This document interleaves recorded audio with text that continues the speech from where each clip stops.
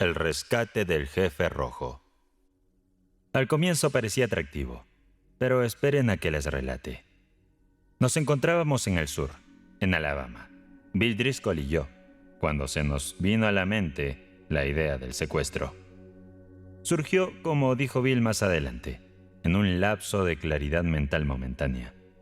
Sin embargo, solo más tarde caímos en cuenta. Existía allí un pueblo tan simple como una tela de franela, denominado Summit.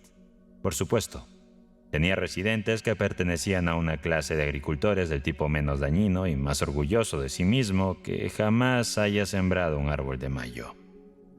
Bill y yo disponíamos de $600 de capital juntos, y nos faltaban apenas $2,000 para iniciar un pequeño emprendimiento de venta de terrenos ficticios a los ingenuos del oeste de Illinois.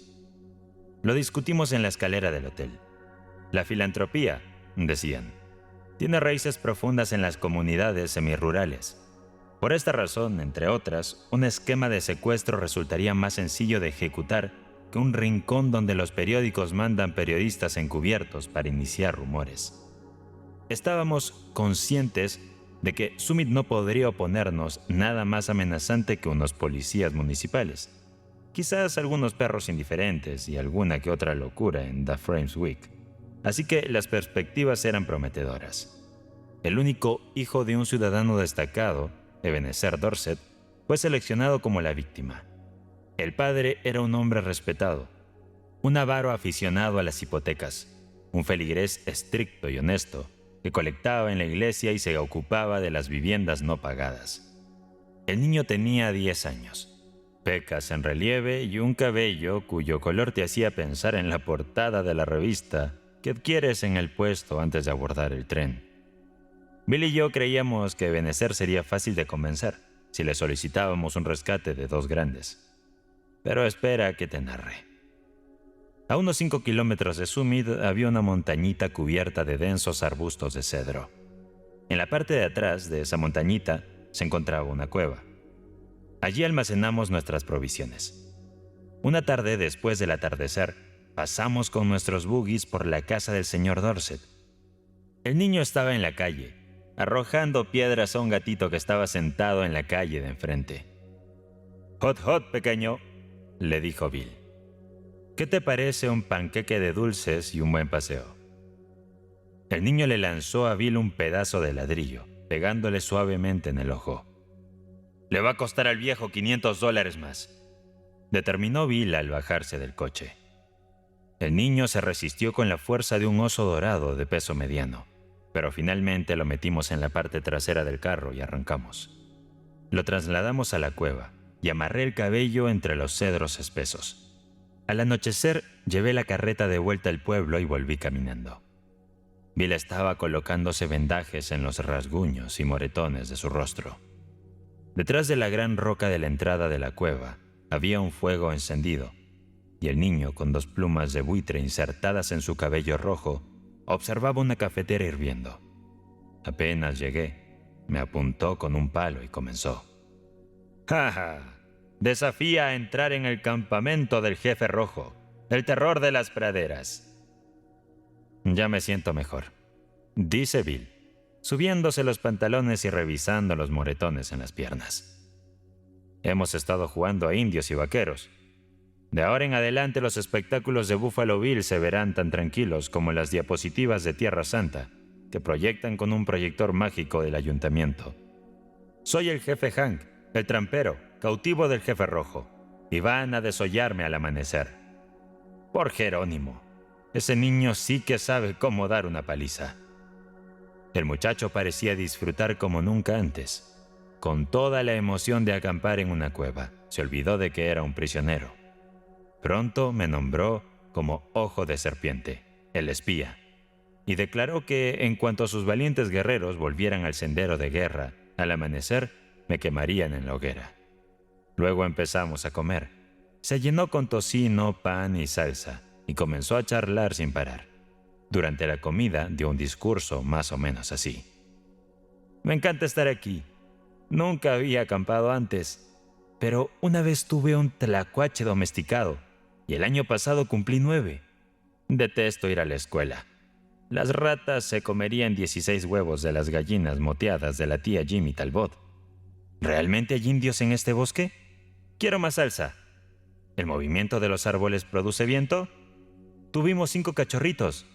¿Por qué tienes la nariz roja, Hank? Mi papá tiene mucho dinero. ¿Están calientes las estrellas? Golpeé a Ed Walker 2 veces el sábado. No me gustan las niñas. No deberíamos atrapar ranas a menos que tengas un lazo. ¿Los bueyes hacen ruido? ¿Por qué? ¿Por qué las naranjas son redondas? ¿Hay camas para dormir en tu cueva? Amos Murray tiene 6 dedos en un pie. Un loro puede hablar, pero un mono o un pez no. ¿Cuánto es 12? Cada 2 minutos se recordaba a sí mismo que era un indígena malo. Tomaba el palo de su rifle y se ponía de puntillas en la entrada de la cueva para vigilar a los exploradores de los detestados pieles claras. De vez en cuando emitía un grito de guerra que estremecía al viejo Hank el trampero. Este niño había aterrorizado a Bill desde el inicio. «Jefe Rogues», le preguntó al muchacho, «¿no querrías regresar a casa?» «¿Para qué? No me divierto en casa. Detesto ir a la escuela. Me encanta acampar al aire libre. No me llevarás a casa todavía, ¿verdad? ¿Ojo de serpiente?» «Todavía no. Vamos a permanecer un tiempo en la cueva». «Genial. Jamás me había divertido tanto». Nos acostamos alrededor de las 11 de la noche, después de acomodar grandes cobijas y acolchados en el suelo, y situar al chef Rogues entre nosotros. No era porque temiéramos que escapara. Nos mantuvo despiertos por 3 horas, brincando, agarrando su rifle y susurrándonos al oído. «Shh», cada vez que crujía una rama o una hoja, y su activa imaginación visualizaba a una banda de bandidos acercándose sigilosamente. Finalmente, caí en un sueño agitado, y soñé que un feroz pirata de cabello rojizo me había capturado y atado a un árbol. Desperté al alba con los terribles alaridos de Bill.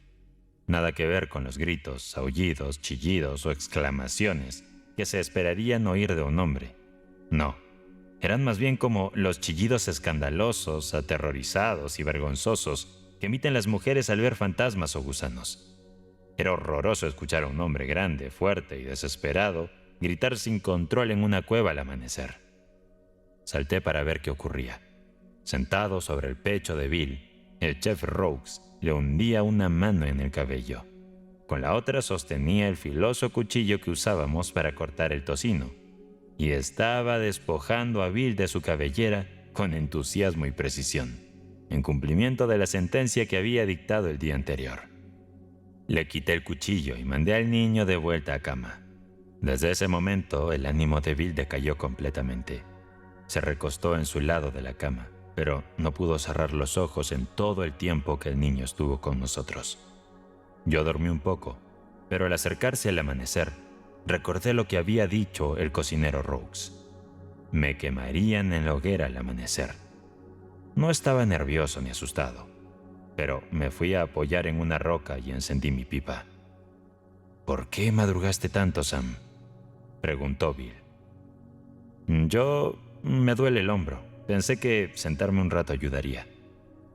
Estás mintiendo. Estás asustado. Se suponía que te iban a quemar al amanecer y tienes miedo de que realmente pase. Eso es exactamente lo que el niño haría si encontrara un fósforo. ¿No te parece terrible, Sam? ¿Realmente crees que alguien pagaría dinero para rescatar a un niño así? Por supuesto que sí. Un niño travieso como ese es precisamente el tipo de hijo que los padres aman. Anda, levántate tú y el jefe y preparen el desayuno mientras yo reviso la cima de la colina. Ascendí a la cumbre de la colina y observé el entorno. Hacia Summit esperaba avistar a los robustos propietarios de tierras, armados con guadañas y horcas, recorriendo el campo en búsqueda de los despreciables secuestradores. Pero lo único que percibí fue un tranquilo panorama adornado por un hombre que araba con una mula gris. Nadie buscaba en el río. Ningún mensajero se desplazaba por toda la prisa para difundir noticias no existentes de los padres angustiados. Reinaba una calma salvaje en esa parte de la superficie exterior de Alabama, que se extendía ante mí. Pensé, quizás todavía no se han dado cuenta de que los lobos han sustraído de su refugio a este tierno cordero. Que los dioses asistan a los lobos. Después regresé para desayunar. Al llegar a la cueva, me encontré con Bill, respaldado contra la pared, jadeante, mientras el niño lo amenazaba con una piedra casi del tamaño de un coco. Me pasó una papa caliente por la espalda y después la aplastó con su pie, así que le solté una cachetada, relató Bill. No tendrás por casualidad un revólver contigo, ¿verdad, Sam? Le retiré la piedra de las manos y puse fin al conflicto. Te voy a agarrar, le advirtió el niño a Bill. Ningún hombre ha pegado al chef Rogue sin lamentarlo. Mejor que andes con ojo. Después del desayuno, el niño sacó de su bolsillo un pedazo de cuero con cuerdas enrolladas y lo extendió antes de salir de la cueva. ¿Qué estará planeando ahora?, susurró Bill preocupado. No pensarás que va a huir, ¿cierto, Sam? No hay riesgo de eso. No lo veo como alguien que extrañe su hogar. Escucha, necesitamos trazar un plan para el rescate. Parece que su ausencia no ha causado mucho alboroto en Summit, pero puede que todavía no se hayan percatado. Tal vez sus padres crean que se fue a la casa de su tía Jane o de algún vecino. De todos modos, hoy se darán cuenta de que no está ahí. Esta noche es el momento de enviar un mensaje a su padre demandando los $2,000 por su regreso. Justo entonces se escuchó una suerte de grito de batalla similar al que David emitió al derribar a Goliat. El chef Rogues había sacado una honda de su bolsillo y la estaba girando sobre su cabeza. Inmediatamente me agaché y escuché un fuerte impacto seguido de un suspiro que sonaba como si desmontaran a un caballo. Una piedra negra del tamaño de un huevo había impactado a Bill justo debajo de la oreja izquierda. Lo arrastré y le apliqué agua fría en la cabeza por media hora. Gradualmente se incorporó. Se tocó la herida bajo la oreja y dijo: Sam, ¿sabes quién es mi personaje bíblico favorito? Mantén la calma. Pronto estarás de vuelta en tus cabales. Es el rey Herodes. No me vas a dejar aquí solo, ¿verdad, Sam? Salí, agarré al niño y lo sacudí hasta que sus pecas casi bailaban. Si no te comportas, te regreso a tu casa de inmediato. ¿Vas a comportarte o no? Solo estaba jugando, dijo con voz grave. No quería lastimar a Hank. Me voy a comportar, ojo de serpiente, siempre y cuando no me mandes a casa y me permitas jugar al explorador negro. No estoy familiarizado con ese juego. Depende de ti y del señor Bill. Él será tu compañero de juegos por el día. Me ausentaré un momento para resolver algunas cosas. Así que ahora ve con Bill, haz las paces y dile que lamentas haberle causado daño, o te regreso a tu casa de inmediato. Les hice dar un apretón de manos, y después tomé a Bill a un lado y le mencioné que iría a Poplar Grove, un pequeño pueblo a unos 8 kilómetros de la cueva, para intentar descubrir cómo se había tomado el secuestro en Summit. Pensé que lo más prudente sería enviar esa misma tarde una carta urgente al viejo Dorset, solicitando el rescate y explicándole cómo debía efectuar el pago. Escucha, Sam, dijo Bill. Te he respaldado en terremotos, incendios, inundaciones, partidas de póker, explosiones de dinamita, redadas policiales, descarrilamientos de trenes y huracanes. Nunca me había desmoronado hasta que secuestramos a este misil humano. Está poniéndome a prueba. No me dejarás mucho tiempo solo con él, ¿cierto, Sam? Regresaré por la tarde. Tienes que entretenerlo y asegurarte de que se mantenga tranquilo hasta que vuelva. Vamos, ahora redactemos la carta al viejo Dorset. Bill y yo tomamos papel y lápiz y comenzamos a trabajar mientras el chef Rogues, envuelto en una manta, recorría la cueva vigilando la entrada. Con lágrimas en los ojos, Bill me rogó que redujera el rescate a $1,500. No es mi intención menospreciar el alto valor moral del amor paternal, pero estamos tratando con personas y no resulta lógico pagar $2,000 por estos 20 kilos de gato callejero moteado. Me la juego con $1,500. Resta la diferencia de mi parte. Para tranquilizar a Bill, acepté su solicitud y juntos elaboramos la siguiente carta. al señor Ebenezer Dorset. Hemos ocultado a su hijo en un lugar alejado de Summit. Sería en vano intentar encontrarlo, ya sea que intente hacerlo por su cuenta o que contrate a detectives experimentados para ello. Las únicas condiciones para su regreso son las siguientes. Requerimos $1,500 en billetes de alta denominación para su devolución. El dinero debe ser entregado antes de la medianoche de hoy, en el lugar donde deje su respuesta. En la misma caja. Instrucciones a seguir. Si está de acuerdo con estas condiciones, mande su respuesta a través de un mensajero, que debería venir solo esta noche a las 8:30. Pasando el puente de Oak Creek, en el camino a Poplar Grove, encontrará 3 árboles grandes distanciados unos 100 metros, junto a la cerca del campo de trigo, a la derecha. Al pie del poste frente al tercer árbol, habrá una pequeña caja de cartón. El mensajero depositará su respuesta en esa caja y regresará inmediatamente a Summit. Si intenta cualquier engaño o no cumple con nuestras demandas, debe saber que no volverá a ver a su hijo. Por otro lado, si entrega el dinero solicitado, lo recibirá sano y salvo en 3 horas. Estas condiciones son definitivas. Si no las acepta, cesaremos toda comunicación con usted. 2 hombres capaces de todo.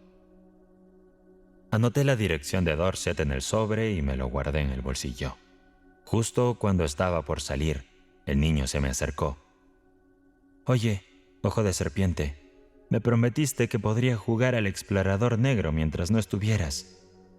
«Está bien, sigue adelante. El señor Bill jugará contigo. ¿En qué consiste el juego?»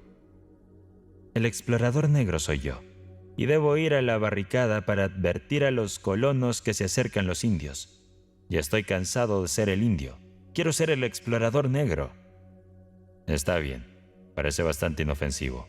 Creo que el señor Bill te ayudará a enfrentarte a esos desgraciados salvajes».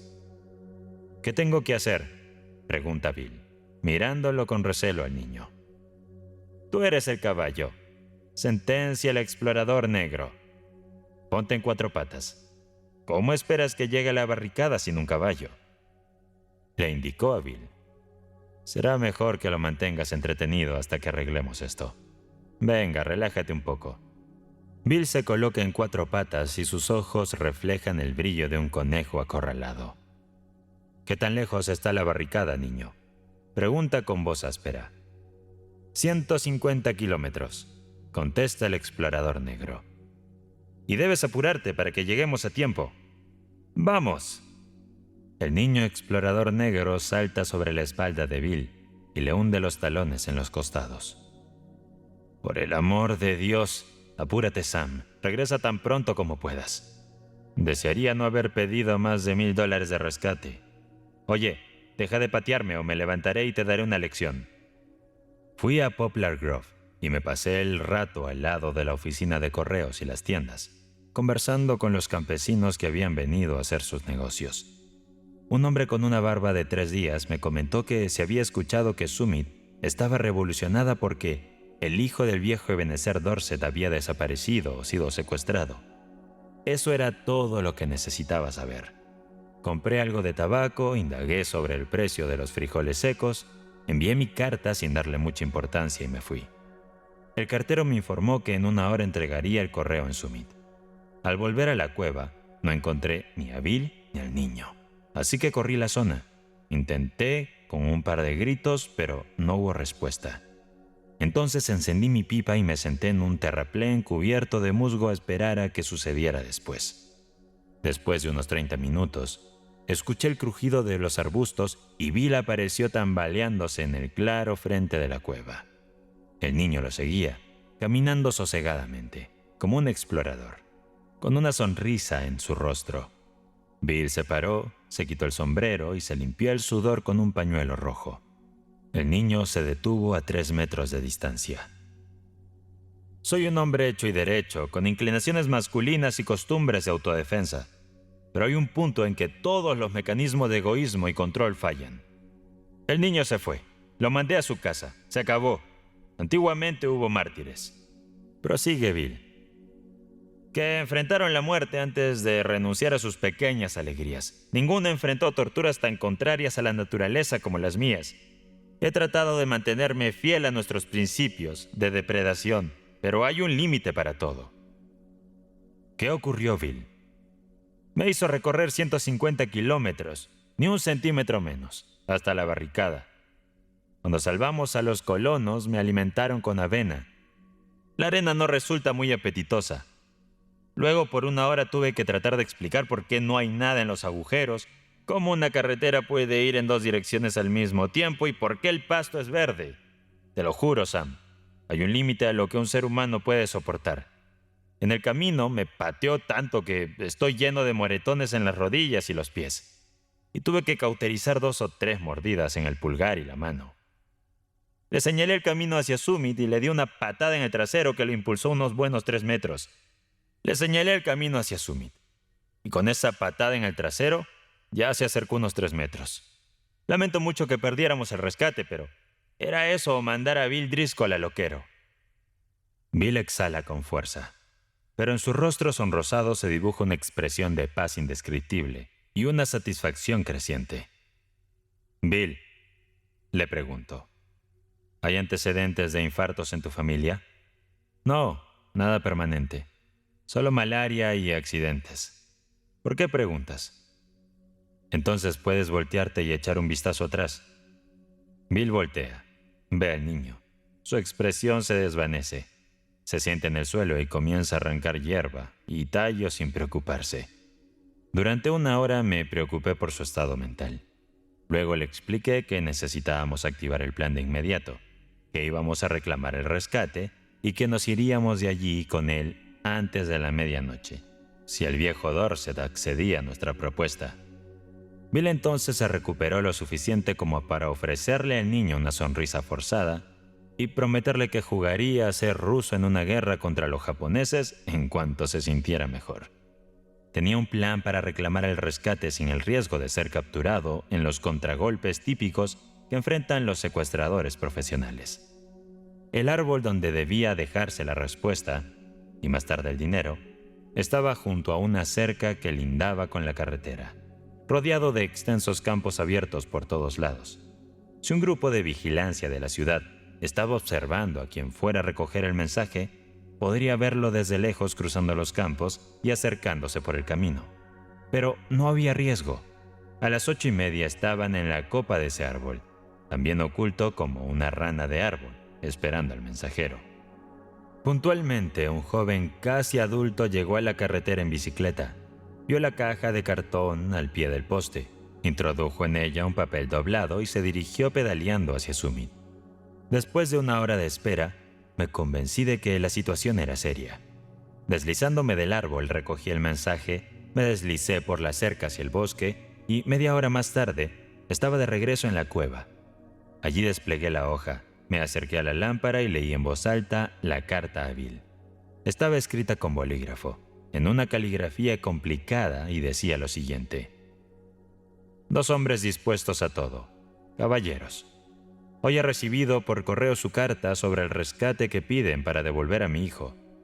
Me parecen excesivas sus demandas y les hago una contraoferta.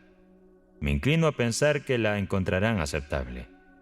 Devuélvanme a Johnny, entréguenme $250 en efectivo y yo me haré cargo de él. Sería mejor que vengan de noche porque los vecinos piensan que se ha extraviado y no deseo asumir la responsabilidad por los inconvenientes que puedan ocasionar aquellos que lo devuelvan. Cordialmente, Ebenezer Dorset. «Por los legendarios piratas de Penzance», exclamé. «De todas las desfachateces». Pero una mirada hacia Bill me hizo reconsiderar. Sus ojos mostraban la súplica más intensa que he visto en la cara de un simple o de un bruto capaz de hablar. «Sam, al final, ¿qué son $250? Tenemos ese dinero. Una noche más con ese niño y terminaré en el loquero, además de ser un completo caballero. Pienso que el señor Dorset está siendo más que generoso con su propuesta. No vas a desaprovechar esta oferta, ¿cierto?» Para ser honesto, Bill, ese angelito también me está sacando de quicio. Lo llevaremos de vuelta a su casa, pagaremos el rescate y nos iremos de aquí. Esa noche lo regresamos a su casa.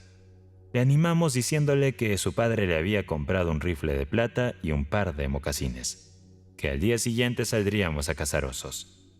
Eran exactamente las 12 de la noche cuando tocamos la puerta de Ebenezer, justo cuando se suponía que debíamos haber retirado los $1,500 de la caja debajo del árbol, según la oferta inicial. Bill estaba entregando $250 en la mano de Dorset. Cuando el niño se percató de que lo iban a dejar en su casa, comenzó a llorar como una alarma y a agarrarse de la pierna de Bill. Gradualmente su padre lo fue desprendiendo como si quitara un yeso. ¿Cuánto tiempo más crees que pueda soportarlo?, preguntó Bill. Ya no tengo la misma fuerza que antes, respondió el anciano Dorset, pero creo que puedo asegurarte que resistiré 10 minutos. Eso sería suficiente, dijo Bill. En 10 minutos puedo atravesar los estados del centro, sur y medio oeste y correr hasta la frontera con Canadá. Y efectivamente, a pesar de la oscuridad, de la robustez de Bill y de mi velocidad como corredor, cuando logré alcanzarlo, ya tenía 2 kilómetros de desventaja respecto a Summit.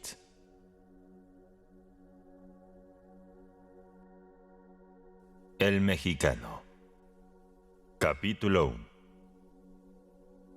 Nadie estaba al tanto de su historia, especialmente aquellos de la Junta. Era su pequeño enigma, su gran héroe nacional, y a su manera se esforzaba tanto en la Revolución Mexicana como ellos. Les tomó tiempo darle reconocimiento, ya que no era del agrado de nadie en la Junta. El día que llegó por primera vez a sus abarrotadas y bulliciosas oficinas, todos desconfiaron, pensando que podía ser un espía, uno de los agentes comprados por el servicio secreto de Díaz. Demasiados compañeros suyos se encontraban en prisiones civiles y militares a lo largo de Estados Unidos, y otros encadenados estaban siendo trasladados a través de la frontera, para ser alineados frente a muros de adobe y ejecutados. A primera vista, el joven no dejó una impresión favorable. Era un muchacho de apenas 18 años y de estatura no muy alta para su edad. Se presentó como Felipe Rivera y expresó su deseo de contribuir a la revolución. Eso fue todo, sin palabras innecesarias ni explicaciones adicionales. Esperó pacientemente. No había sonrisa en su rostro ni cordialidad en su mirada. El valiente Paulino Vera sintió un escalofrío interno. Algo prohibido y aterrador, insondable, se escondía en su ser. Había algo maligno y serpenteante en los ojos oscuros del joven. Brillaban como un fuego, frío, con una intensa y centrada amargura. Su mirada se desplazó de los rostros de los conspiradores hasta la máquina de escribir de la señora Shelby, manejada diligentemente. Sus ojos se encontraron con los de ella, solo por un momento. Ella había mirado por casualidad, y ella también sintió algo indefinible que la hizo detenerse. Tuvo que releer para retomar el hilo de la carta que estaba redactando. Paulino Vera observó con curiosidad a Arellano y a Ramos, quienes le devolvieron la mirada y se observaron mutuamente. La incertidumbre del escepticismo se reflejaba en sus ojos. Ese joven delgado era el desconocido, envuelto en toda la amenaza de lo desconocido. Era inidentificable, algo que superaba el entendimiento de los revolucionarios comunes y honestos, cuyo odio hacia Díaz y su tiranía, a fin de cuentas, era simplemente el de patriotas ordinarios. Aquí había algo más, algo que no lograban descifrar. Pero Vera, siempre el más impulsivo, el primero en actuar, tomó la iniciativa. «Está bien», dijo con frialdad. «Afirma que deseas colaborar con la revolución. Deja tu abrigo. Cuélgalo allí. Te mostraré. Ven, ¿dónde están los cubos y los trapos? El piso está sucio. Comenzarás limpiándolo, así como los pisos de las demás habitaciones. Hay que limpiar los escupideros, después las ventanas». «¿Es en nombre de la revolución?», interrogó el joven. «Por la revolución», confirmó Vera. Rivera los observó con una mirada de sospecha helada, para luego comenzar a despojarse de su abrigo. «De acuerdo», expresó, y con eso nada más. Día tras día se presentaba a sus labores. Barría, lavaba, limpiaba. Vaciaba las cenizas de las estufas, cargaba el carbón y la leña y prendía el fuego antes de que el más madrugador de ellos llegara a su escritorio. «¿Puedo quedarme a dormir aquí?», planteó en una ocasión. Claro. Así que de eso se trataba. El alcance de Díaz haciéndose evidente.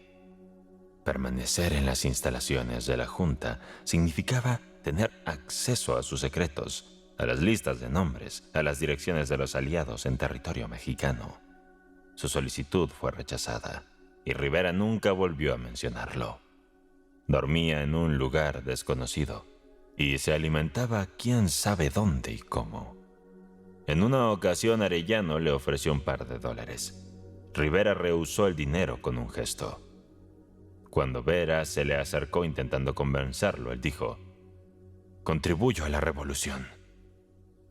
Se requiere financiamiento para impulsar una revolución contemporánea, y la Junta siempre enfrentaba presiones económicas.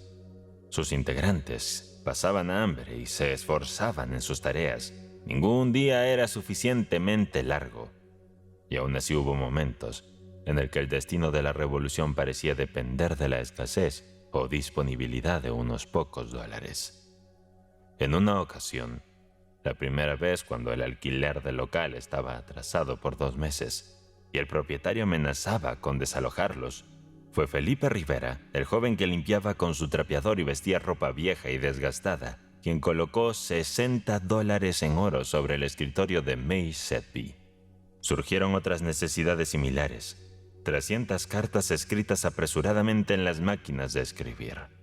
Solicitudes de apoyo, llamados a la acción por parte de sindicatos organizados, peticiones de cobertura equitativa a los editores de periódico, quejas sobre el trato injusto a los revolucionarios en los tribunales estadounidenses.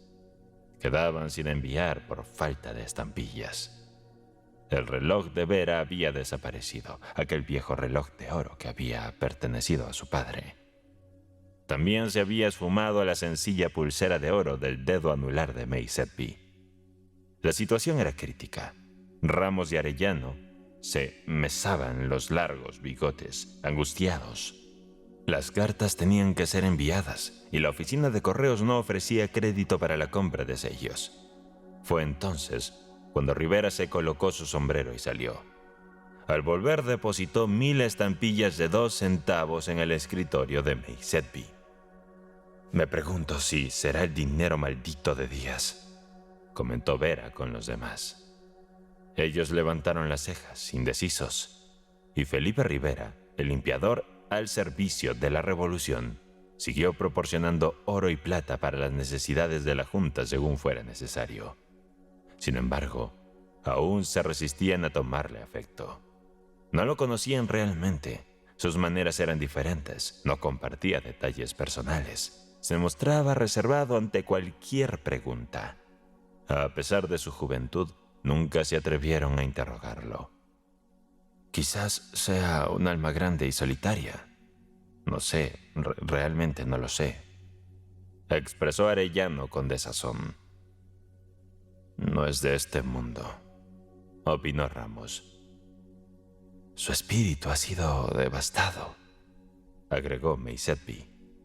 «Le han extirpado la alegría y la luz, y es como si estuviera muerto, pero a la vez está terriblemente vivo». «Ha vivido un infierno», reflexionó Vera. Nadie podría tener esa expresión sin haber vivido un infierno. Y aún es apenas un joven. Pero no podían sentir simpatía por él. Nunca hablaba, nunca interrogaba, nunca proponía. Solo escuchaba, inerte, casi como muerto, excepto por sus ojos, que ardían fríamente mientras discutían apasionadamente sobre la revolución. De rostro en rostro, de orador en orador, sus ojos se desplazaban, perforantes como agujas de hielo incandescentes. desconcertantes y alarmantes. No es un espía, confesó Vera a May Sedby. Es un patriota, el más grande de todos nosotros. Lo sé, lo siento, en mi corazón y en mi mente. Pero a él no le entiendo en absoluto. Es de mal genio, comentó May Sedby. Lo sé, admitió Vera con un estremecimiento.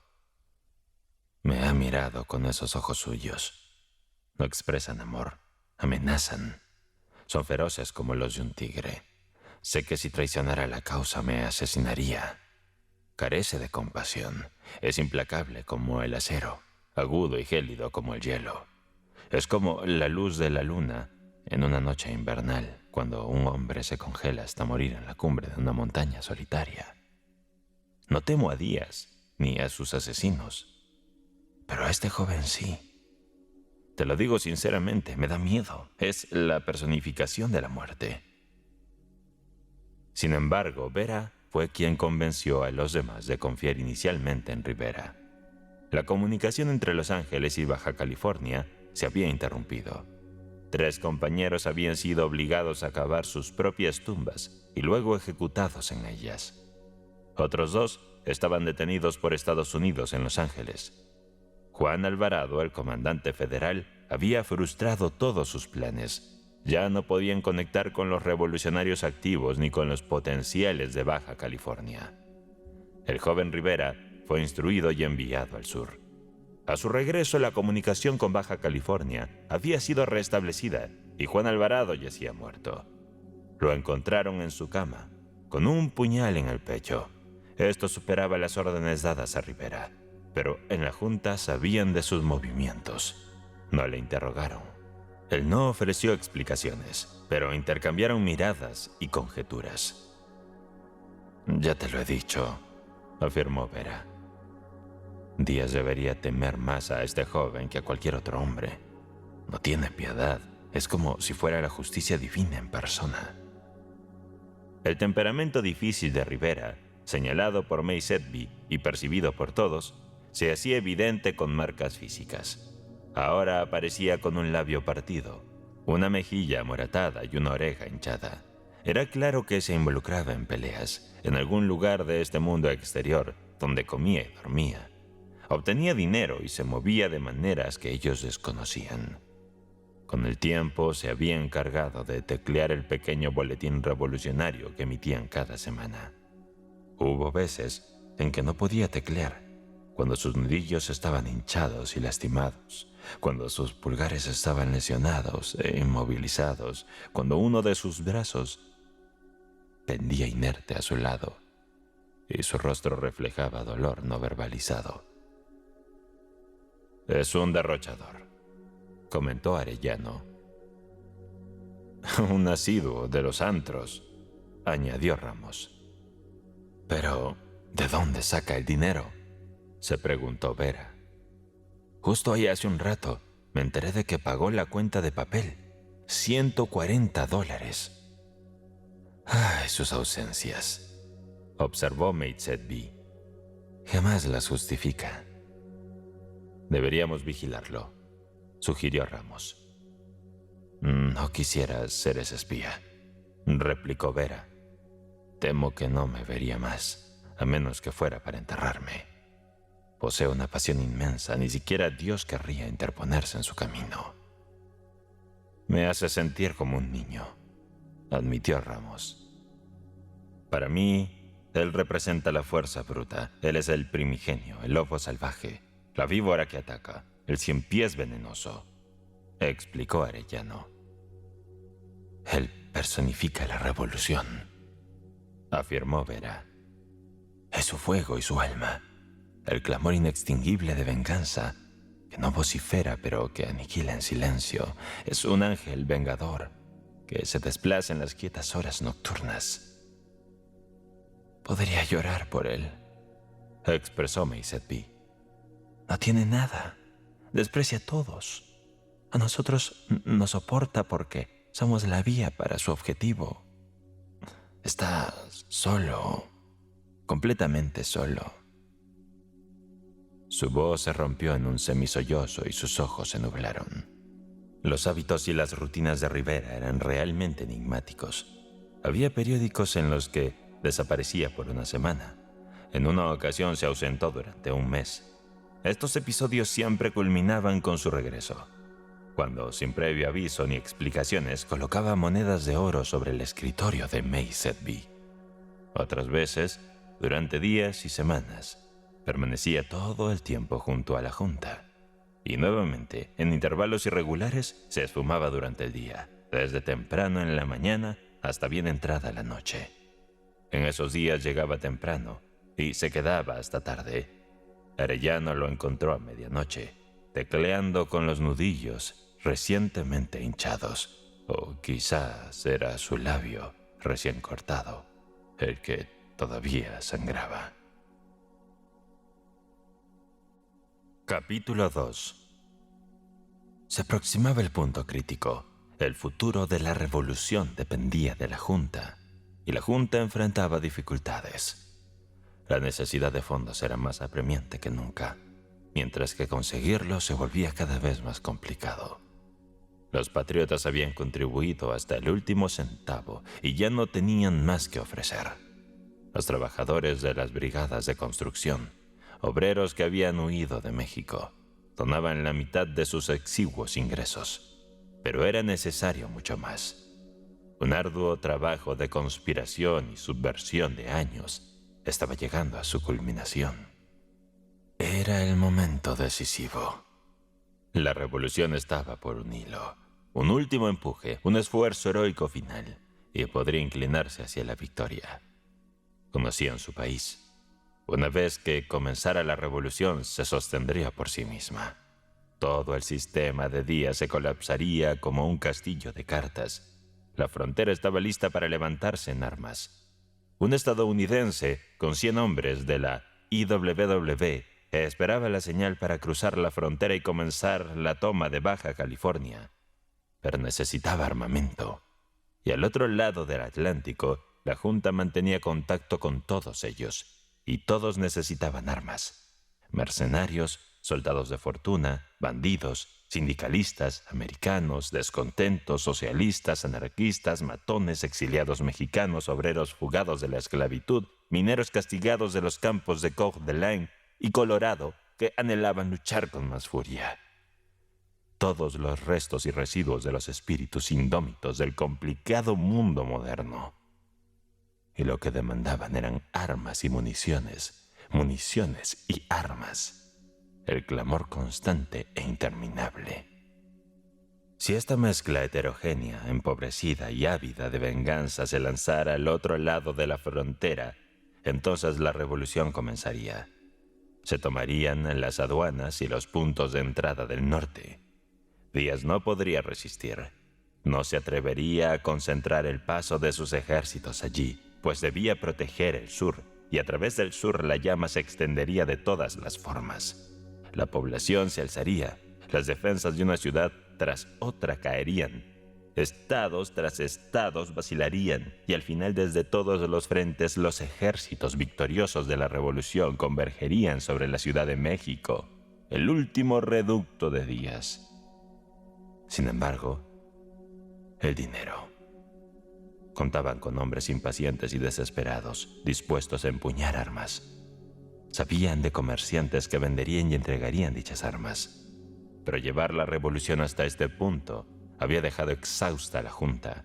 Se había consumido el último dólar, exprimido el último recurso y el último patriota hambriento, y la gran empresa aún estaba en un hilo. Armas y municiones.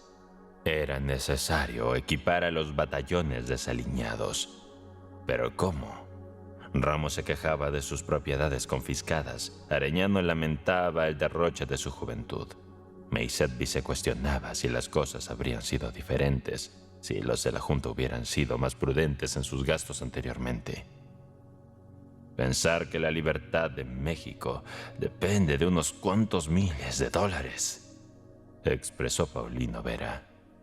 La desesperación era evidente en su rostro. José Amarillo, Su última esperanza, un converso reciente que había prometido fondos, fue capturado en su hacienda de Chihuahua y ejecutado contra el muro de su propio establo.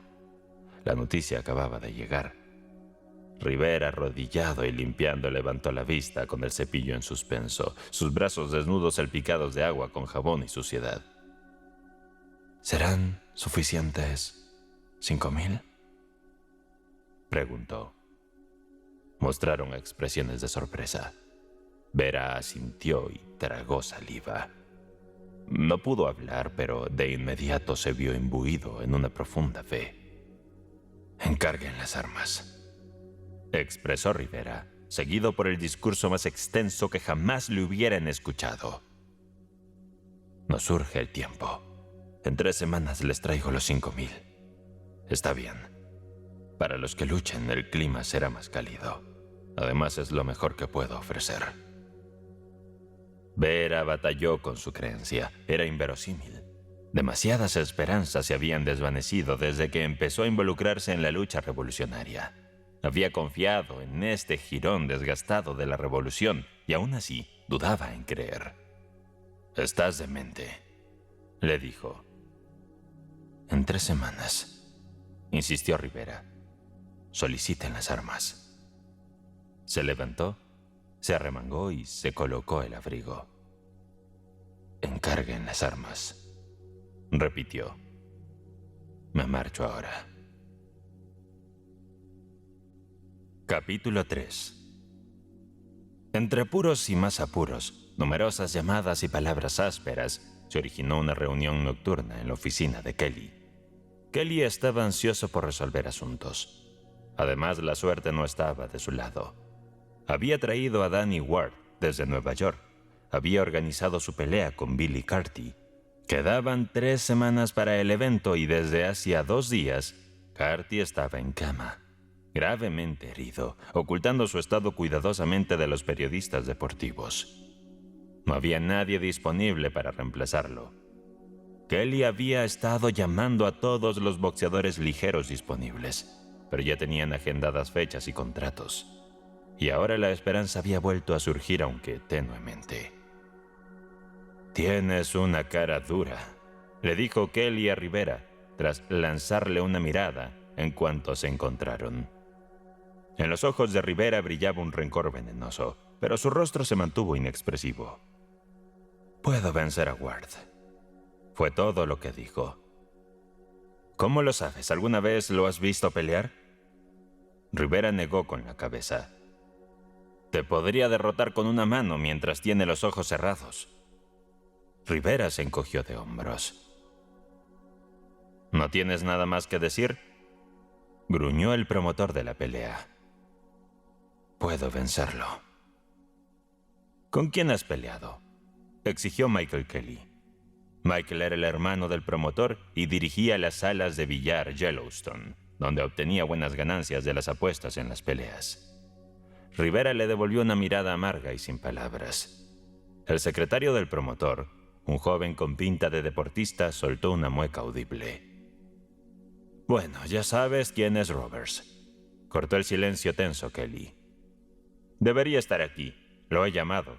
Siéntate y espera, aunque por como te ves no pareces tener ninguna oportunidad. No puedo decepcionar al público con una pelea de baja calidad. Los asientos de primera fila se venden a $15, ya sabes». Cuando Roberts llegó era claro que estaba algo ebrio. Era un hombre alto y delgado, de movimientos laxos, y tanto su caminar como su hablar eran lentos y arrastrados. Kelly fue directo al punto. «Escucha, Roberts. Has estado alardeando de haber encontrado a este chiquillo mexicano. ¿Sabes que Carty se lesionó el brazo? Bueno, este pequeño insolente tuvo la osadía de venir hoy a decir que tomará el lugar de Carty. ¿Qué opinas?» «Está bien, Kelly», respondió Roberts lentamente. «Puede dar una batalla». «Supongo que ahora dirás que puede vencer a Ward», lanzó Kelly el sarcasmo. Roberts reflexionó con seriedad. No diré eso. Ward es un gran puntaje, un estratega en el ring. Pero no va a despachar a Rivera rápidamente. Conozco a Rivera. Nadie le saca fácilmente del apuro. No le veo ningún punto débil. Y es un peleador ambidiestro. Puede lanzar golpes letales desde cualquier ángulo. Eso no viene al caso. ¿Qué tipo de espectáculo puede ofrecer? ¿Tiene años de experiencia preparando y entrenando peleadores? Respeto tu criterio. ¿Puede darle al público una buena competencia por dinero? Por supuesto que sí. Y además pondrá a Ward en aprietos. No conoces a ese muchacho. Yo sí. Fui yo quien lo descubrió. No tiene punto débil. Es un diablo. Es un prodigio. Si alguien pregunta, hará que Ward tenga que esforzarse con una presentación de nivel local que hará que el resto se esfuerce. No digo que vaya a vencer a Ward, pero ofrecerá tal espectáculo que todos sabrán que es un rival digno. Está bien. Kelly se giró hacia su secretario. Llama a Ward. Le advertí que viniera si pensaba que valía la pena. Está cruzando el Yellowstone, haciendo alarde y siendo popular. Kelly se dirigió al entrenador. ¿Quieres algo de beber? Roberts tomó un sorbo de su highball y empezó a relatar. Nunca te comenté cómo encontré al pequeño bribón. Fue hace un par de años. Apareció en el gimnasio. Estaba preparando a Brain para su pelea contra Delane. Brain es despiadado, no tiene ni un ápice de compasión. Había destrozado a su sparring de manera brutal y no podía encontrar a nadie dispuesto a entrenar con él. Y vi a este chico mexicano rondando. Se veía hambriento y yo estaba desesperado, así que lo agarré. Le puse guantes y lo metí al ring. Era más duro que el cuero, pero débil. Y no sabía absolutamente nada de boxeo. Brain lo destrozó, pero resistió 2 asaltos miserables antes de desmayarse. El hambre, eso fue todo. Destrozado, no lo habrías reconocido. Le di $50 y una comida. Deberías haber visto cómo devoraba la comida. No había comido en días, pero el día siguiente estaba allí de nuevo, adolorido pero listo para otra sesión a cambio de comida. Y con el tiempo mejoró. Es un luchador natural y muy resistente. No tiene sentimientos. Es como un bloque de hielo y nunca ha dicho más de 10 palabras seguidas desde que lo conozco. Corta leña y hace su trabajo. Lo he visto, comentó la secretaria. Ha trabajado duro para ti. Todos los grandes pequeños lo han probado, respondió Roberts. He aprendido de ellos. He visto algunos contra los que podía haber ganado, pero su corazón no estaba en ello. Creo que nunca le gustó realmente el boxeo. Siempre dio esa impresión. En los últimos meses se ha enfrentado a varios en los circuitos menores, comentó Kelly. Es verdad, pero no sé qué le pasó. De repente, como si hubiera entrado un nuevo espíritu, salió disparado y derrotó a todos los contrincantes locales. Parece que quería el dinero y ha conseguido algo, aunque su vestimenta no lo demuestre. Es un tipo raro. Nadie sabe qué hace, nadie tiene idea de cómo ocupa su tiempo. Incluso cuando trabaja se esfuma la mayor parte del día en cuanto termina. A veces desaparece por semanas, pero rechaza los consejos. Hay una fortuna esperando al que logre manejarlo, solo que él no está dispuesto a considerarlo. Y ya verás cómo se aferra al dinero cuando es hora de negociar. En ese momento llegó Danny Ward. Su entrada fue un evento. Su manager y su entrenador lo acompañaban, y llegó lleno de carisma, buen humor y un aura de victoria. Los saludos se cruzaban, las bromas iban y venían, siempre con una sonrisa y una risa para todos. Pero era su manera de ser, y solo parcialmente sincera. Era un excelente actor, y había hecho de su carisma una herramienta muy efectiva en el mundo. Sin embargo, en el fondo, era el luchador y el empresario calculador y frío. Lo demás era solo una fachada. Los que lo conocían o hacían negocios con él decían que, en asuntos serios, era Danny quien realmente importaba. Estaba siempre presente en las negociaciones, y algunos decían que su representante no era más que un títere, la voz de Dan. Rivera mostraba un contraste marcado, con sangre indígena además de española corriendo por sus venas. Se sentó en un rincón, callado, inmóvil.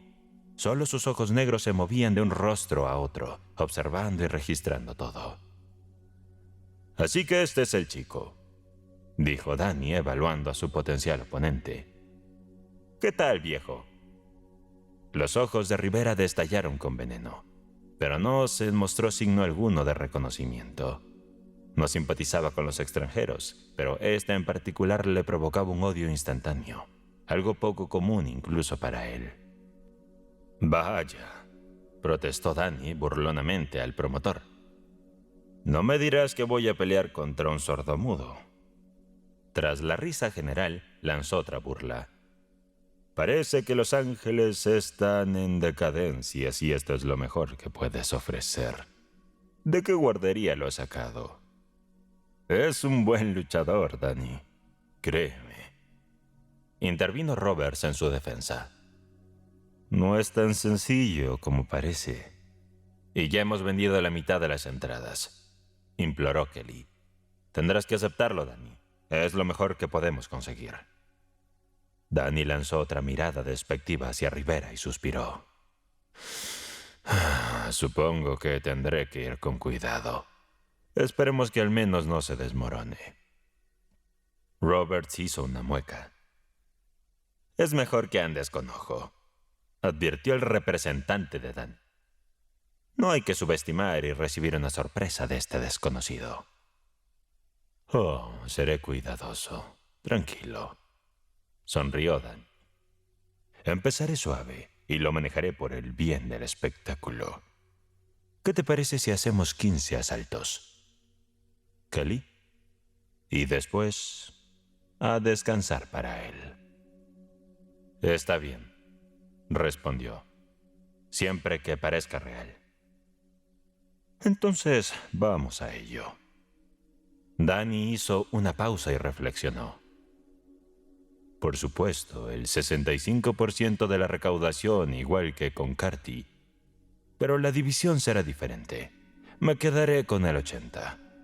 Y dirigiéndose a su manager, ¿estamos de acuerdo?» El director asintió con la cabeza. A ver, ¿entendiste eso?», preguntó Kelly a Rivera. Rivera negó con la cabeza. «Así es como funciona», explicó Kelly. «El premio consiste en el 65% de lo obtenido en taquilla. Eres un novato y todavía no te conoce mucha gente. Danny y tú se repartirán el dinero. 20% para ti y 80% para Danny. Es un trato justo, ¿no es así, Roberts?» «Totalmente justo, Rivera», afirmó Roberts. «Entiende, aún no tienes fama». «¿Cuánto sería el 65% de la recaudación?», inquirió Rivera. Quizás 5,000, tal vez hasta 8,000, explicó Danny. «Por ahí, tu parte sería alrededor de 1,000 o 1,600. No está mal por una paliza de alguien con mi fama. ¿Qué opinas?». Entonces Rivera los dejó atónitos. «El ganador se lleva todo», declaró con decisión. Un silencio absoluto se apoderó del lugar. «Esto es pan comido», exclamó el representante de Danny. Danny sacudió la cabeza. «Llevo demasiado tiempo en esto», dijo. «No es que desconfíe del árbitro, ni de los presentes. No estoy hablando de los arreglos que a veces suceden en las apuestas. Pero lo que sí digo es que sería un mal negocio para un luchador como yo apostarlo todo. Prefiero algo seguro. Nunca se sabe. A lo mejor me lesiono el brazo, ¿no? O si alguien me droga». Agitó la cabeza solemnemente. «Gane o pierde el 80 para mí. ¿Qué dices, mexicano?». Rivera negó nuevamente con la cabeza. Danny estalló. Pasó directamente al asunto. «Por Dios, maldito Chrysler. Me dan ganas de golpearte ahora mismo». Robert se levantó rápidamente para ponerse en ello. «El ganador se lleva todo», repitió Rivera con frialdad. «¿Por qué tienes que ser así?», preguntó Danny. «Puedo vencerte», fue la respuesta directa de Rivera. Danny empezó a desabrocharse el abrigo, más como un gesto para la audiencia que otra cosa. El abrigo permaneció puesto y Danny se calmó con la intervención de los presentes. Todos parecían estar de su lado, dejando a Rivera en aislamiento. «Mira, pequeño ingenuo», continuó Kelly. «No eres nadie. Conocemos tus hazañas recientes derrotando a luchadores locales de poca monta, pero Danny está en otra liga. Su siguiente pelea después de esta será por el campeonato. Eres un anónimo. Nadie fuera de Los Ángeles ha oído hablar de ti». «Lo harán», replicó Rivera con un encogimiento de hombros. «Después de esta pelea». «¿Realmente crees que puedes vencerme?», desafió Dan. Rivera asintió con confianza. «Oh, por favor, sé razonable», rogó Kelly. «Piensa en la publicidad que esto te dará». «Quiero el dinero», insistió Rivera. «No podrías vencerme ni en 1.000.000 de años», afirmó Dan. «Entonces, ¿por qué dudas?», contraatacó Rivera. «Si es dinero fácil, ¿por qué no ir a por él?». «Lo haré, por Dios que sí», exclamó Danny con firmeza. «Te daré una lección en el ring, muchacho, por desafiarme así. Escribe eso, Kelly, que el ganador se lo lleve todo. Que lo publiquen en las páginas deportivas. Diles que hay un resentimiento. Voy a enseñarle una lección a este novato». Kelly estaba tomando nota cuando Danny lo detuvo. «Espera». Se giró hacia Rivera. «¿Cuánto pesas?». «El peso oficial», respondió Rivera. «No en tus sueños, novato. Si el ganador se lleva todo, el pesaje será a las 10 de la mañana». «¿Y el ganador se lo llevará todo?», reiteró Rivera. Danny asintió. La decisión estaba tomada. Entraría al ring en la plenitud de su forma. «Pesaje a las 10», confirmó Rivera. La pluma de la secretaria continuó su labor. «Son 5 libras», lamentó Roberts a Rivera. «Has concedido demasiado. Ahí mismo has perdido la pelea. Danny te derrotará sin duda. Estará tan fuerte como un toro. Eres un tonto. No tienes más oportunidades que una gota de rocío en el infierno». La respuesta de Rivera fue una mirada de desdén calculado. Incluso a ese extranjero lo despreciaba. Y ese extranjero había resultado ser el más blanco de todos. Capítulo 4. Rivera ingresó al ring, casi sin ser notado. Solo un tímido y esparcido aplauso lo recibió. El público no tenía fe en él. Era visto como un cordero llevado al sacrificio por el imponente Danny. Además, los espectadores estaban desilusionados. Esperaban una emocionante pelea entre Danny Ward y Billy Carty. Y en cambio, se encontraban con este inexperto novato. Esta desaprobación también se reflejaba en las apuestas, con cuotas de 2 e incluso 3-1 a favor de Dan.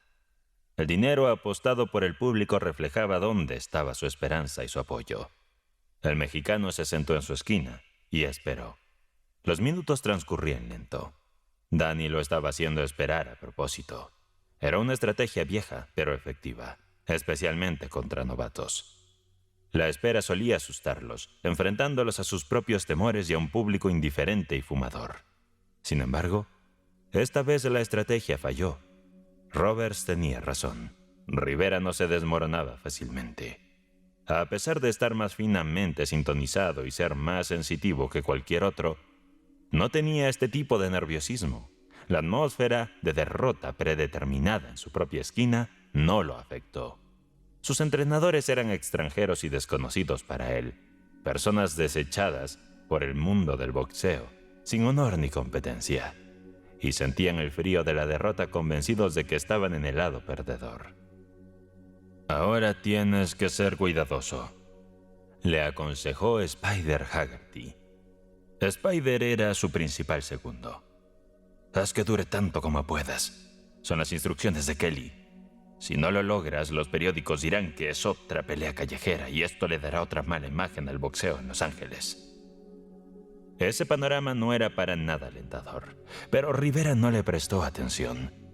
Desdeñaba el boxeo profesional, el juego detestable de los extranjeros que despreciaba. Solo se había involucrado en él, trabajando como sparring en los gimnasios, porque estaba desesperadamente hambriento.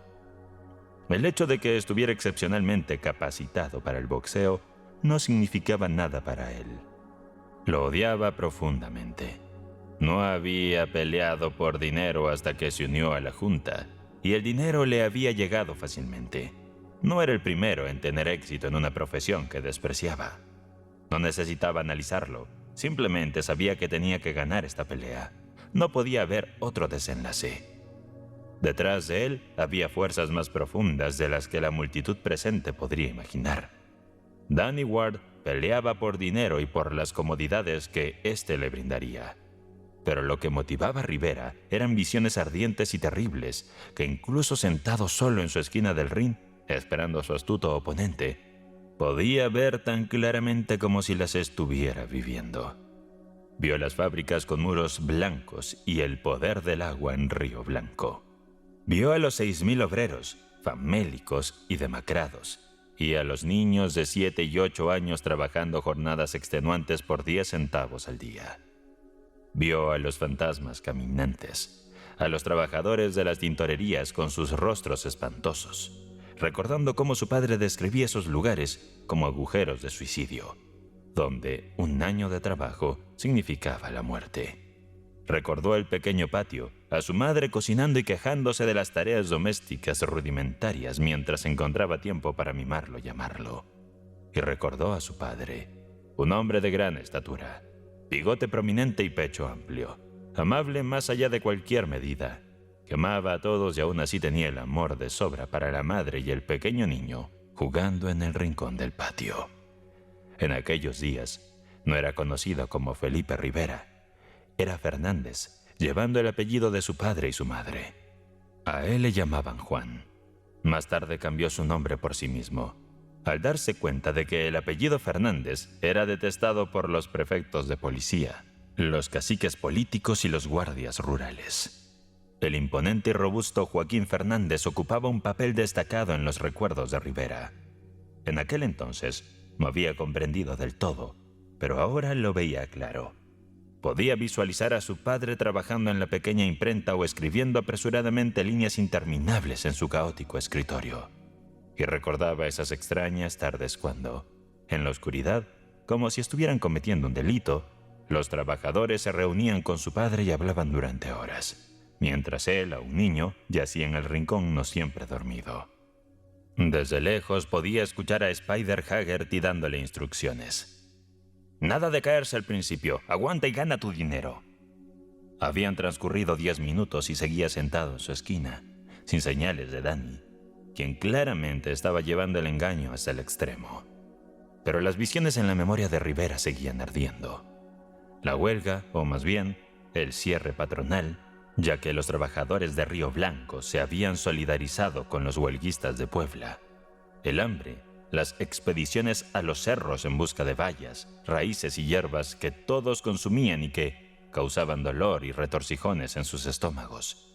Y luego la pesadilla. El descampado frente al almacén de la compañía. Los miles de obreros hambrientos, el general Rosalío Martínez y los soldados de Porfio Díaz, con sus rifles que parecían nunca cesar de disparar, mientras la sangre de los trabajadores lavaba y volvía a lavar sus demandas. Y esa noche vio los vagones cargados con los cuerpos de los asociados enviados a Veracruz, alimento para los tiburones de la bahía. De nuevo se arrastraba sobre las horribles pilas, buscando y finalmente encontrando despojados y destrozados a su padre y a su madre.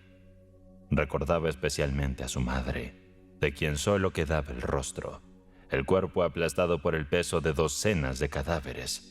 Los rifles de los soldados de Porfirio Díaz volvieron a sonar. Y una vez más, se lanzó al suelo y huyó como un coyote perseguido en las colinas. Un estruendo masivo, similar al rugido del mar, llegó a los oídos de Rivera mientras veía a Danny Ward rodeado por su equipo de entrenadores y ayudantes, avanzando por el pasillo central. El público se emocionaba por el héroe favorito, destinado a ganar. Todos aclamaban, todos estaban de su lado. Incluso los segundos de Rivera se contagiaron de entusiasmo cuando Danny se deslizó ágilmente entre las cuerdas para entrar al ring. Su rostro se iluminaba con una constante sucesión de sonrisas. Cuando Danny sonreía, lo hacía con todo su ser, marcando incluso las líneas de expresión alrededor de sus ojos y el brillo mismo de su mirada. Nunca se había visto un luchador tan afable. Su presencia era una continua promesa de buen ánimo y camaradería. Saludaba, bromeaba y reía con amigos a través de las cuerdas. A aquellos más alejados, incapaces de contener su admiración, le llamaban a voces: «¡Oh, Danny!». Se desató una cálida ovación de afecto que se prolongó por 5 minutos. Rivera era como si no existiera para la multitud. El semblante abultado de Spider Lagarty se acercó al suyo. «No te intimides», le aconsejó. «Y recuerda lo que hemos dicho. Tienes que resistir, no te dejes caer. Si lo haces, recibiremos órdenes de golpearte en el vestuario. ¿Entiendes? Solo pelea». La multitud comenzó a aplaudir. Danny cruzó el ring hacia él. Se inclinó, tomó la mano derecha de Rivera en la suya y la estrechó con una efusividad espontánea. El rostro sonriente de Danny estaba ahora muy cerca del de él. La audiencia aplaudió estruendosamente este gesto de fair play por parte de Danny. Era un saludo hacia su oponente lleno de fraternidad. Los labios de Danny se movieron, y aunque la audiencia interpretó las palabras no escuchadas como gestos de un deportista generoso, solo Rivera escuchó lo que realmente dijo en voz baja. «Pequeña rata mexicana», murmuró Danny entre dientes, manteniendo su sonrisa radiante. «Te voy a aplastar». Rivera no reaccionó. No se levantó ni respondió. Solo lo miró con odio. «¡Ponte de pie, perro!», alguien gritó desde detrás de las cuerdas. El público, desaprobando este comportamiento antideportivo, abucheó al hombre, pero Rivera se mantuvo inalterable. Un nuevo aplauso estalló para Danny al regresar a su lado del ring. La multitud exclamó admiración cuando Danny se desvistió, revelando un físico impecable, marcado por la flexibilidad, la salud y la fuerza. Su piel era sorprendentemente blanca y suave, y en él residía una gracia innata, una resistencia sin igual y una potencia demostrada en incontables enfrentamientos. Sus fotografías adornaban las páginas de todas las revistas de culturismo. Hubo un murmullo de desconcierto cuando Spider Haggerty despojó a Rivera de su camiseta. Su cuerpo parecía más delgado, menos imponente. Tenía músculos, sí, pero no los lucía con el orgullo de su adversario. Lo que el público no podía apreciar era la capacidad pulmonar de Rivera, la firmeza de su tejido muscular, la rapidez con la que sus células musculares podían responder, la precisión de sus nervios conectando cada parte de su cuerpo en un complejo y eficaz mecanismo de combate. Todo lo que vieron fue un joven de 18 años, de piel oscura, con la apariencia de un muchacho frente a ellos. Con Danny era diferente. Danny tenía 24 años y el cuerpo bien desarrollado de un hombre. El contraste se hacía aún más evidente cuando ambos se encontraban en el centro del ring, escuchando las últimas indicaciones del árbitro. Rivera se percató de Roberts, ubicado justo detrás de los reporteros. Estaba más ebrio de lo normal y hablaba con lentitud. «Tranquilo, Rivera», expresó Roberts. «No puede eliminarte, tenlo presente. Te esperará afuera. Pero no te alteres. Solo necesitas mantenerte firme y defenderte. No logrará lastimarte seriamente. Piensa que te está desafiando en el campo de entrenamiento. Rivera pareció no escucharlo. Pequeño escurridizo, comentó Roberts al individuo a su lado. Siempre fue de esa manera. Sin embargo, Rivera dejó de lado su rencor acostumbrado. Una visión de incontables rifles le nubló la vista. Cada rostro en el público, hasta donde alcanzaba a ver, incluso en las localidades más caras, se convertía en un rifle. Y visualizó la extensa frontera mexicana, seca y soleada, doliente, y a lo largo de ella vio grupos desaliñados que se desmoronaban solo por los fusiles. De vuelta en su rincón, se mantuvo de pie esperando. Sus asistentes se habían retirado arrastrándose por entre las cuerdas, llevándose el banquillo de lona, diagonalmente a través del ring. Danny lo enfrentaba. Con el sonido del gong, empezó el enfrentamiento. El público gritó emocionado. Jamás se había observado un combate tan apasionante. Los diarios tenían razón. Era un enfrentamiento cargado de animosidad. Danny recorrió 3/4 partes de la distancia al trote para encontrarse con él, con la clara intención de devorar al joven mexicano. No lanzó un golpe, ni dos, ni una docena. Era un torbellino de golpes, una tormenta de destrucción. Rivera estaba desaparecido. Quedó abrumado, sepultado bajo un aluvión de puñetazos lanzados desde todas direcciones y posiciones por un experto en el arte. Fue empujado, arrastrado contra las cuerdas, separado por el árbitro y de nuevo empujado hacia ellas. No fue un combate, fue un exterminio de aniquilación. Cualquier audiencia, excepto la de una pelea de boxeo, habría consumido sus sensaciones en ese primer momento. Danny estaba mostrando su habilidad. Una demostración magnífica. Tal era la confianza del público, así como su entusiasmo y preferencia, que no percibió que el mexicano aún permanecía en pie. Ignoró a Rivera, apenas lo vio. Tan absorto estaba en el ataque voraz de Danny. Transcurrió 1 minuto y luego 2 minutos. Luego, durante una separación, pudo ver claramente al mexicano. Tenía el labio partido y la nariz sangrante. Al girar y tambalearse en un agarre, las marcas de sangre resumante de sus roces con las cuerdas se veían como franjas rojas a través de su espalda. Pero lo que la audiencia no observó fue que su respiración no era agitada y que sus ojos brillaban fríamente, como siempre. Demasiados pretendientes al título le habían sometido a este tipo de ataque voraz en los despiadados campos de entrenamiento. Había aprendido a sobrevivir a cambio de un pago que variaba entre $0.5 y $15 a la semana. Una escuela dura, donde fue educado de manera severa. Entonces, ocurrió lo inesperado. El caos y la confusión se detuvieron en súbito. Rivera quedó solo en pie.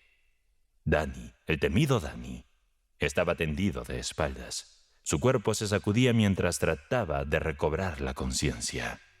No había tambaleado ni caído lentamente. Había sido derribado de un golpe. El gancho de derecha de Rivera lo había derribado con una rapidez mortal. El árbitro apartó a Rivera con una mano y se colocó junto al luchador caído, contando los segundos. La audiencia de los combates de boxeo suele aplaudir una caída limpia, pero esta audiencia no aplaudió. Había sido demasiado súbito. Miraron el conteo en un silencio tenso, sobre el cual resonó triunfante la voz de Roberts. Te dije que era un luchador con ambas manos. Al 5º segundo, Danny se volteaba boca abajo, y al llegar al conteo de 7 se apoyaba en una rodilla, preparándose para ponerse de pie justo después del 9 y antes de que se completara el 10. Si su rodilla aún tocaba el suelo al llegar al 10, se le consideraba tumbado y también eliminado. En el instante en que su rodilla se despegaba del suelo, se le veía como en pie, y en ese momento, Rivera podía intentar tumbarlo de nuevo. Rivera no iba a tomar riesgos. En cuanto la rodilla se levantara, él volvería al ataque. Circulaba alrededor, pero el árbitro también se movía, y Rivera notaba que el conteo era anormalmente lento. Todos los extranjeros estaban en su contra, incluido el árbitro. Al 9, el árbitro empujó bruscamente a Rivera. Fue una acción injusta, pero permitió que Danny se pusiera en pie, con una sonrisa en los labios de nuevo. Semiagachado, con los brazos protegiéndose el rostro y el abdomen, logró tropezar hacia un abrazo. Según las reglas, el árbitro debería haber separado a los luchadores, pero no lo hizo, y Danny se aferró como si fuera un molusco resistiendo a las olas, recuperándose poco a poco. El último minuto de asalto pasaba rápidamente. Si lograba mantenerse hasta el final, tendría un minuto completo en su esquina para recuperarse. Y lo logró, sonriendo a pesar del agobio y la angustia. ¡La sonrisa que nunca se borra!, exclamó alguien, y el público estalló en una risa de alivio. El golpe que tiene ese Greaser es de terror, decía Danny jadeante en su rincón a su entrenador, mientras sus asistentes trabajaban sobre él con gran esfuerzo. El segundo y el tercer round fueron tranquilos. Danny, un estratega astuto y experimentado del cuadrilátero, se mantuvo firme, bloqueó y resistió, enfocándose en recuperarse del impactante golpe recibido en el primer asalto. Para el cuarto round, volvió a ser el mismo. Aunque sacudido, su buena condición física le permitió recobrar la energía. Sin embargo, no recurrió a estrategias agresivas. El mexicano había demostrado ser un adversario formidable. En su lugar empleó sus mayores habilidades de lucha. En términos de astucia, destreza y experiencia, era un maestro, y aunque no logró asestar golpes críticos, procedió de manera metódica para debilitar y desgastar a su oponente. Logró conectar 3 golpes por cada uno de Rivera, pero eran golpes para castigar, no para finalizar. La efectividad residía en la acumulación de estos impactos. Mostró un respeto cauteloso hacia este rival ambidiestro, con sus impresionantes golpes cortos de ambos puños. En defensa, Rivera mostró un poderoso golpe derecho desconcertante, una y otra vez. Evitaba los ataques con un derecho que infligía daño continuo en la boca y la nariz de Dan. Pero Danny era versátil. Esa era la razón por la que se perfilaba como el próximo campeón. Podía cambiar su estilo de pelea según lo requiera la situación. Ahora optaba por el combate cuerpo a cuerpo. En este aspecto era especialmente peligroso, lo que permitía esquivar el jab izquierdo de Rivera.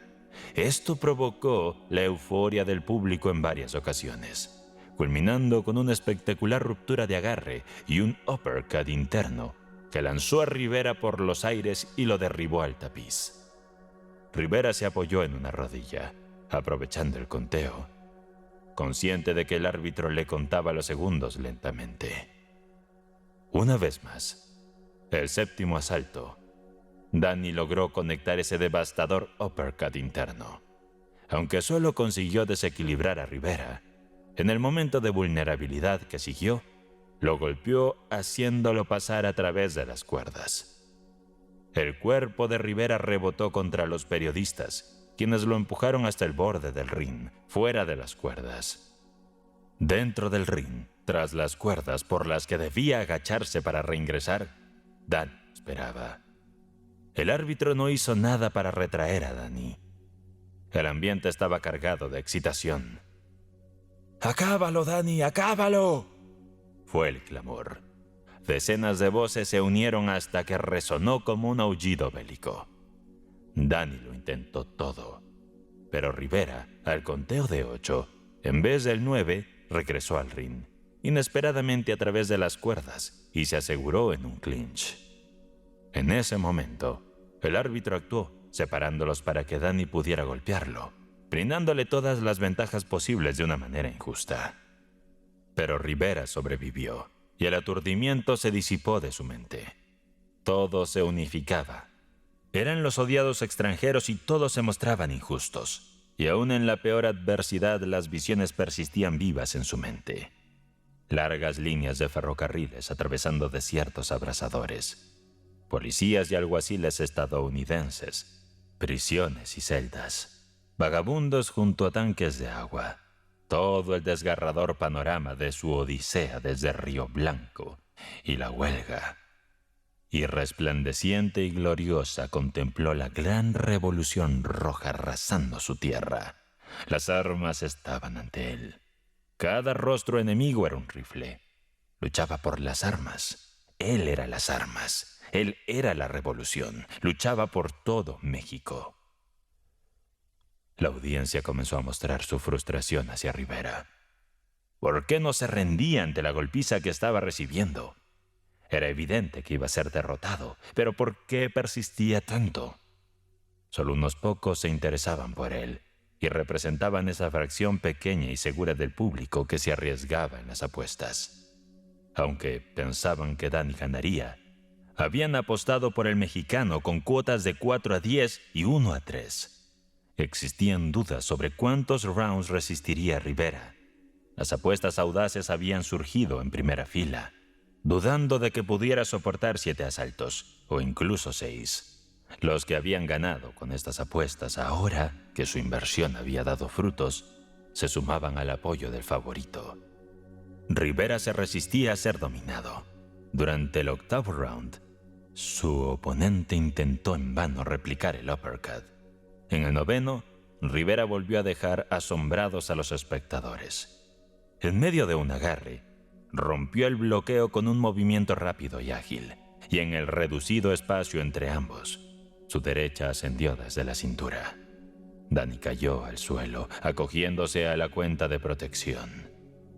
El público estaba consternado. Le estaban superando en su propia estrategia. Su famoso golpe de derecha había sido contrarrestado. Rivera no trató de golpearlo nuevamente cuando se puso de pie al 9. El árbitro impedía abiertamente tal acción, aunque se mostró inflexible cuando la situación se revirtió y fue Rivera quien necesitaba levantarse. En 2 ocasiones durante el 10º round, Rivera ejecutó un uppercut derecho desde la cintura hasta la barbilla de su rival. Danny se mostraba desesperado. Aunque siempre sonreía, retomó sus ataques con voracidad. Sin importar cuánto se movía, no lograba herir a Rivera, quien, en medio del caos y la confusión, lo derribó 3 veces consecutivas. Danny ya no se recuperaba tan rápidamente, y para el 11º round estaba en muy mal estado. Sin embargo, desde ese momento hasta el 14º, ofreció la mejor actuación de su carrera. Se defendió y bloqueó, combatió con calma y se esforzó por acumular energía. Además, luchó tan sucio como solo un boxeador exitoso sabe hacerlo. Utilizó todas las tretas posibles, golpeando durante los clinches como si fuera por accidente, atrapando el guante de Rivera entre su brazo y cuerpo y colocando su propio guante sobre la boca de Rivera para dificultar su respiración. Frecuentemente durante los clinches y a través de sus labios cortados y sonrientes, murmuraba insultos horribles al oído de Rivera. Todos, desde el árbitro hasta los espectadores, apoyaban a Danny y lo asistían, conscientes de su plan. Superado por este desconocido lleno de sorpresas, apostaba todo a un solo golpe. Se expuso al castigo, buscó, amagó y desplegó técnicas en busca de un hueco que le permitiera lanzar un golpe con todas sus fuerzas para cambiar el rumbo del combate. Tal como otro luchador superior había hecho. Podía conectar un derechazo y un izquierdazo al plexo solar y a la mandíbula. Era capaz de hacerlo, dado que era renombrado por la potencia de su golpe, la cual mantenía mientras lograse estar de pie. El equipo de Rivera apenas mostraba preocupación por él durante los intervalos. Sus toallas eran más un espectáculo que una ayuda para sus dificultades para respirar. Spider Haggerty le daba consejos, pero Rivera sabía que eran inútiles. Todos parecían estar en su contra, rodeado de traición. En el 14º round, volvió a derribar a Danny y se quedó descansando con las manos caídas a los costados, mientras el árbitro realizaba la cuenta. En el rincón opuesto, Rivera notó algo sospechoso. Vio a Michael Kelly acercarse a Roberts, inclinarse y susurrarle algo. Con oídos afinados en el desierto, Rivera captó fragmentos de la conversación. Ansiaba escuchar más, y cuando su rival se levantó, maniobró la pelea hacia un abrazo contra las cuerdas. Preciso hacerlo. Alcanzó a escuchar Rivera a Michael, mientras Roberts aprobaba con la cabeza. Danny tiene que ganar. Estoy en riesgo de perder una fortuna. Tengo mucho dinero en juego, el mío. Si resiste hasta el 15º, estaré en bancarrota. ¡Haz algo! Desde ese momento, Rivera no tuvo más alucinaciones. Estaban tratando de arreglar la pelea. Una vez más tumbó a Danny y se quedó tranquilo, con las manos apoyadas en su cinturón. Robert se puso de pie. «Eso lo calmó. Regresa a tu esquina», lo dijo con autoridad, como tantas veces se lo había dicho a Rivera en los campamentos de entrenamiento. Pero Rivera lo miró con desprecio y esperó a que Danny se levantara. Ya en su esquina, durante el minuto de descanso, Kelly, el promotor, se acercó y le habló a Rivera. «Abandona, maldita sea», murmuró con voz baja y rasposa. «Tienes que caerte, Rivera. Quédate de mi lado y construiré tu futuro. Te dejaré vencer a Danny la próxima vez, pero este es el momento de caer». Rivera mostró con su mirada que había escuchado, pero no dio ninguna señal de acuerdo o desacuerdo. «¿Por qué no hablas?», demandó con ira. «De todos modos perderás», añadió Haggerty. «El árbitro te descalificará. Haz caso a Kelly, cae». «Cae, muchacho», rogaba Kelly, «y te apoyaré por el campeonato». Rivera no respondió. «Lo haré, por Dios que sí, así que ayúdame, muchacho». Al oírse el gong, Rivera percibió algo a punto de suceder. La audiencia no tenía idea. Lo que fuera, estaba en el ring con él y muy cerca. Danny parecía haber vuelto a su confianza anterior. La seguridad con la que avanzaba intimidó a Rivera. Un engaño estaba por desplegarse. Danny avanzó hacia él, pero Rivera evitó el encuentro. Se retiró y se mantuvo a distancia. Lo que Danny buscaba era un clinch. De alguna manera era esencial para su estrategia. Rivera retrocedió y giró consciente de que, eventualmente, el clinch y el engaño ocurrirían. Desesperado, optó por provocarlo. Fingió entrar en el clinch en el próximo ataque de Danny. Sin embargo, en el último momento, justo cuando sus cuerpos deberían haberse encontrado, Rivera se retiró ágilmente. Y justo entonces, desde la esquina de Danny, surgió un grito de foul. Rivera los había burlado. El árbitro vaciló. La sentencia que dudaba en pronunciar nunca se dijo, porque desde la multitud, una voz aguda de niño exclamó: «¡Bien hecho!».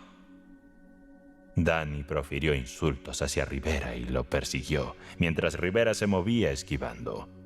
Además, Rivera decidió abstenerse de golpear al cuerpo. Con eso, eliminó la mitad de sus oportunidades de victoria, pero estaba consciente de que, si iba a ganar, sería con la pelea que le quedaba. A la menor provocación, sería penalizado. Danny arrojó la precaución por la ventana. Por 2 rounds atacó al muchacho que rehuía el combate directo. Rivera fue golpeado repetidamente. Soportó golpes por montones para esquivar el peligroso clinch. Durante este último esfuerzo supremo de Danny, el público se puso de pie eufórico. No entendían lo que sucedía. Todo lo que veían era que su favorito estaba adelante después de todo. «¿Por qué no peleas?», demandó enfurecido a Rivera. «Cobarde, eres un cobarde. Defiéndete, maldición. Defiéndete. Acábame, Danny. Acábame». Seguro que puedes acabarme. En toda la casa, Rivera era el único que mantenía la calma. Por naturaleza y por su herencia era el de los más apasionados. Sin embargo, había soportado tensiones tan extremas que el fervor colectivo de 10.000 voces elevándose ola tras ola no era más que la suave brisa de un atardecer estival para su mente. Durante el 17º round, Danny continuó con su intento de remontar. Bajo un impacto severo, Rivera colapsó y retrocedió. Sus manos cayeron inútiles mientras se tambaleaba hacia atrás. Danny vio su momento. El joven estaba a su disposición.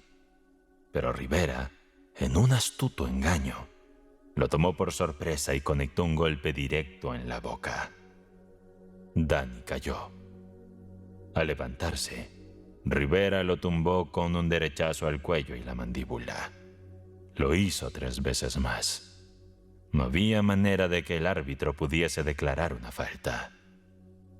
«¡Oh, Bill! ¡Bill!», imploraba Kelly al árbitro. «No puedo», se lamentaba el oficial.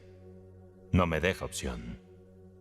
Danny, golpeado pero valiente, insistía en levantarse. Kelly y otros cerca del ring comenzaron a clamar a la policía que interviniera, aunque el equipo de Danny se rehusaba a rendirse. Rivera observó cómo el corpulento capitán de la policía empezaba a subir torpemente por las cuerdas, confundido sobre lo que esto significaba. Existían tantas formas de jugar sucio en este deporte estadounidense. Danny, aún de pie, se balanceaba débil e indefenso frente a él. El árbitro y el capitán se acercaban a Rivera cuando éste lanzó el golpe final. No fue necesario detener el combate, porque Danny no se levantó. «¡Cuenta!», exigía Rivera con voz ronca al árbitro. Y al finalizar el conteo, el equipo de Danny lo recogió y lo llevó a su esquina. «¿Quién es el ganador?», preguntaba Rivera. De mala gana, el árbitro tomó su mano enguantada y la alzó victoriosa. Rivera no recibió felicitaciones. Se dirigió a su esquina, donde su equipo aún no había preparado su asiento. Se recostó contra las cuerdas y proyectó su resentimiento, exponiéndolo sobre sí mismo y hacia afuera, abarcando a los 10.000 espectadores. Sus rodillas temblaban y lloraba de agotamiento. Ante él, los rostros despreciados oscilaban de un lado a otro, sumiéndolo en el mareo de la náusea. Fue entonces cuando recordó las armas. Las armas seguían siendo suyas. La revolución podía seguir adelante.